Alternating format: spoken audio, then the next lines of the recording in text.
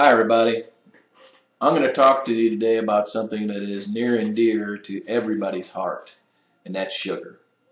Sugar is something in our diet every day. It is something that all of us fight on a daily basis because sugar is one of the biggest problems that we see in your wellness journey.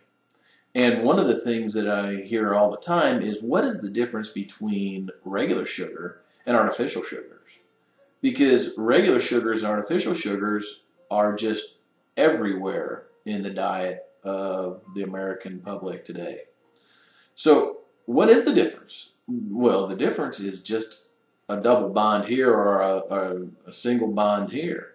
In other words, those two molecules are extremely similar to each other. That's why they work the same. That's why they both are sweet. The problem is that your body doesn't understand the difference between those two substances. There's a difference in the amount of calories from each, but there is not a difference when it comes to your body's response to either one of those things. When you put a lot of sugar or artificial sweetener into your body is going to respond by increasing your insulin level. And increasing your insulin level is a big deal because over a period of months and years and decades, your body spikes insulin over and over and over again, leads to what's called insulin resistance. Insulin resistance is what leads to obesity. It's what leads to diabetes. It's what leads to heart disease. It leads to all of the main problems that we see in the American population today. And so one of the main culprits is sugar and artificial sweeteners in this battle against all of these degenerative diseases that we see today. So how do you know if you're in insulin resistance in the first place? Or why should you even care? The reason that you should care is because insulin resistance leads you to energy problems, leads you to hormone problems, leads you to mood problems, leads you to all these different symptoms that have not been able to be identified when you go and talk to your doctor about all these different things, because it is silent and it's very difficult to diagnose until now. The best way to see how insulin resistant you are is what's called the hemoglobin A1C test. The hemoglobin A1C test is a finger prick test that looks at how much sugar has been caked around a hemoglobin molecule in your blood.